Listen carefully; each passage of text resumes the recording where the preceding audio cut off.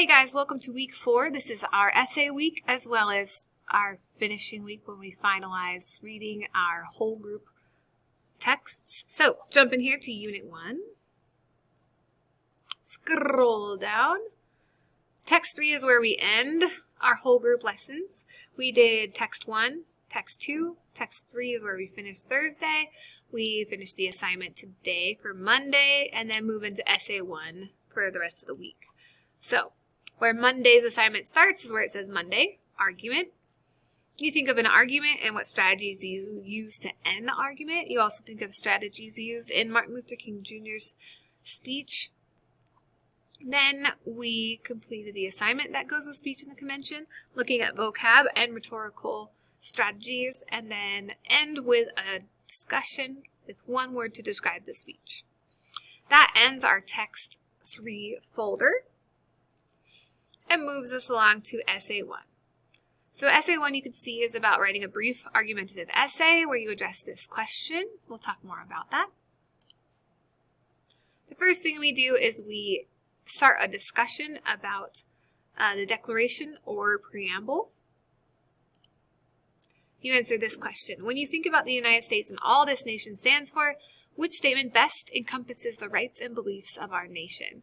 Research what the text says, then answer with your opinion and reasoning. So what's the preamble say versus the first sentence of the third paragraph of the Declaration of Independence that begins with, we hold these truths. So this begins with a little bit of research, which is a refresher for your memory, and then you have to say which one you think best describes our rights and beliefs, which best encompasses the values of our nation. Then, step 1 is overview, prompt, and instructions. There's nothing to turn in. There's no comments to make. This is just your instructions for the assignment. You're going to write that brief argumentative essay, thinking about which of these is most compelling. We have option 1, which is the preamble, which says, we, the people of the United States, in order to form a more perfect union, establish justice, ensure domestic tranquility, provide for the common defense, promote the general welfare, and secure the blessings of liberty to ourselves and our posterity, do ordain and establish this Constitution for the United States of America. So you'll notice all the different rights that are established in this preamble. We're looking for justice. We're looking for domestic tranquility, another word for peace. Looking for common defense, think about keeping us safe. Promoting general welfare, making sure everybody's taken care of.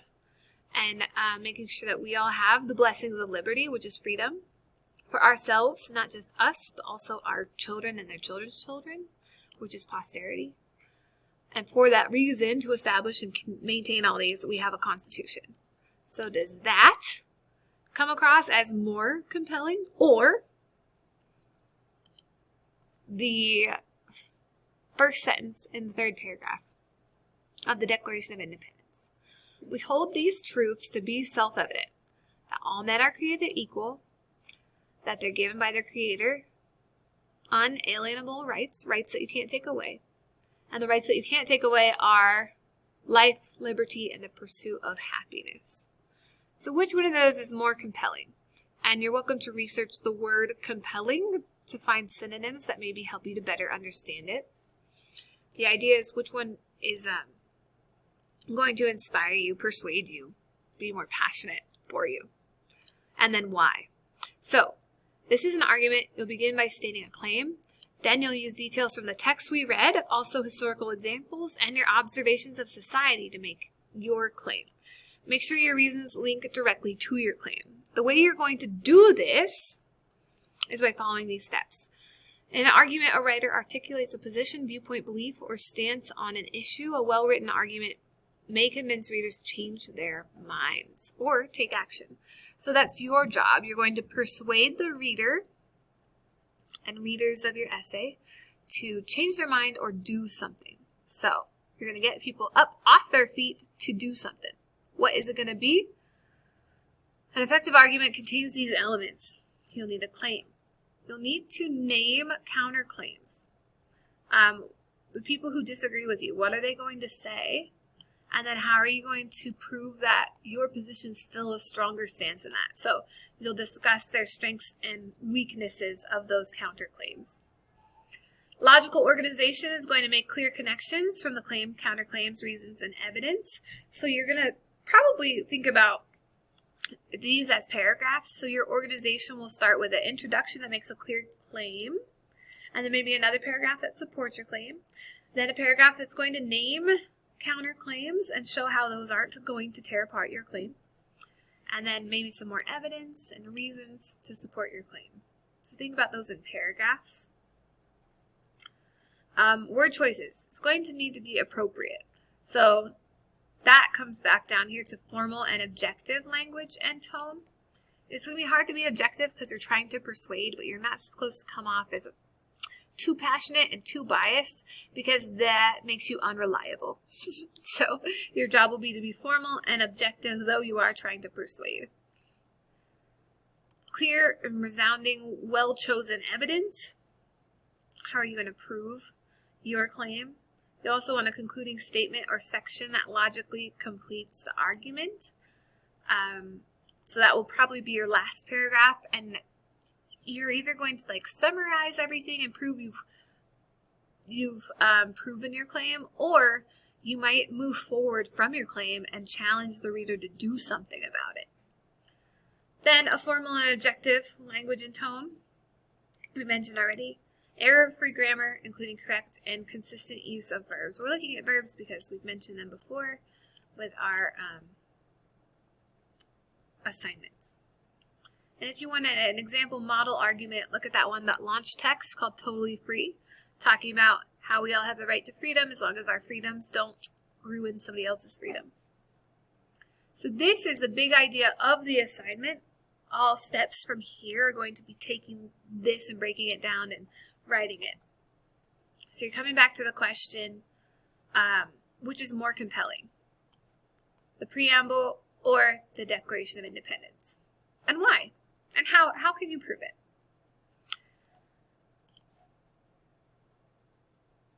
The pre-writing and planning sheet is in a link. You'll want to open that link and complete all the boxes and tables. Once those are filled in, you submit it here. This assignment helps us to use reading standards of literary nonfiction to conduct short as well as more sustained research projects to be able to answer this question. You'll also want to gather relevant information from multiple authoritative print and digital sources. So to meet those standards here, you make a copy of this document, open it up, and you guys can see we're going to break down the prompt and develop a claim, and then write that claim. You'll have notes that support your claim, notes that oppose your claim, and notes that make you rethink your claim. So you're really going to tear apart your claim. Once you say, I think this is more compelling than that, then you'll find something to support it, to oppose it, and anything that makes you doubt yourself. These are steps to help you know how to do that. This is information on how to take quotes and add them to your assignment, to your essay. Once you have filled this out, you are ready to understand the prompt and to write a claim, which means now that you've gone through this evidence, you move forward to the next assignment, which is where you write your claim and then you back it up. So if you say the declaration is more compelling, you'll state that here and explain why. If you think the preamble is more compelling, you state that here and explain why. This is something that you will post so other people can see it, and that way you can all kind of learn from each other's theses and be able to collaborate in that way. Then you'll pick an image and answer the question, which image best describes life in the U.S. and why? We have several different images. These will help you to build up your understanding of values and rights that are demonstrated here.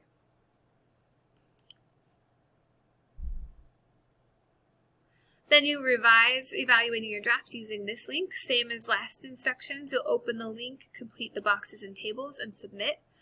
This is a host of new standards, mostly about writing an essay and using relevant information to write that essay and provide facts and reasoning and your ability to write that.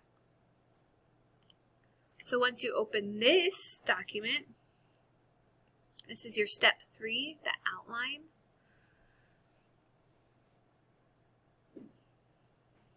You write your topic, you write your question, the claim that you're going to use, the counterclaim, anything that goes against it that you're going to use in your paper, and then you have evidence for each of these.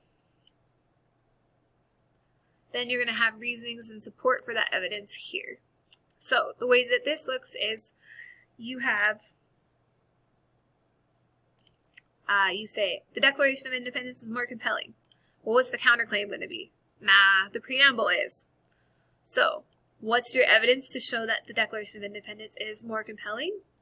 Where did you find this evidence? Think about history.com. Think about Black Lives Matter. Think about, I know that I have a dream speech that we just read the other day. It includes both of these in Dr. Martin Luther King's reasoning. So, think about your evidence and where you're getting it. It could be from the I Have a Dream speech.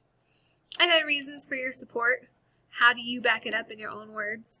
Same thing over here. Your counterclaim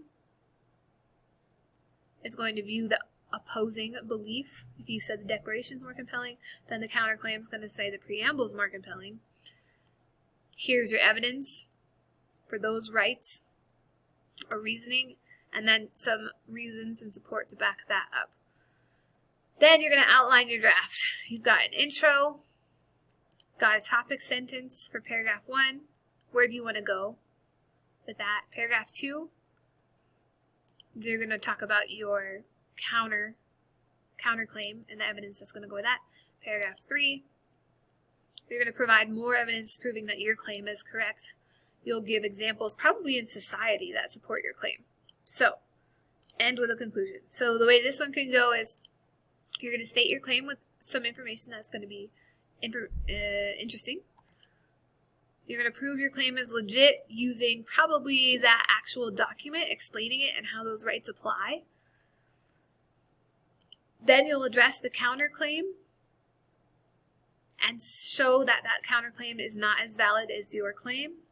And then you'll really end by clarifying that your claim rocks. And this might be talking about any current events and how those rights are mentioned in the document that you think is more compelling. And then conclude.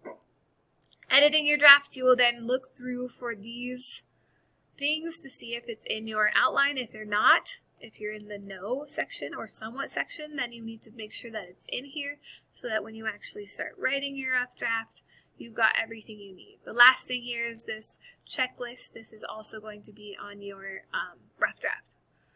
So step 3 is an outline. That will be due Wednesday.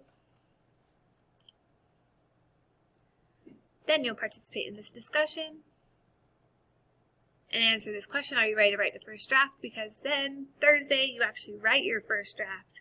You share it with me first thing. Here are the standards that you're going to be working on.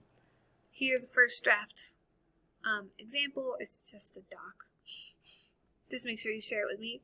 And then you'll turn that in Thursday, which means I have Friday to look it over and give you feedback. And that leads us to discussing the final draft and actually writing the final draft. You'll take your edits from me, and if you had any peer edits, you'll go through this checklist to make sure that everything is checked. You'll use these standards to guide you, and you'll submit your final draft next Monday before we start our SAT testing. So that's it for Essay 1 and the last whole group learning text number 3, speech in the convention. Those are the things that we're tackling this week. On to Monday of next week. Any questions, feel free to shoot me an email, and I'll get back to you ASAP.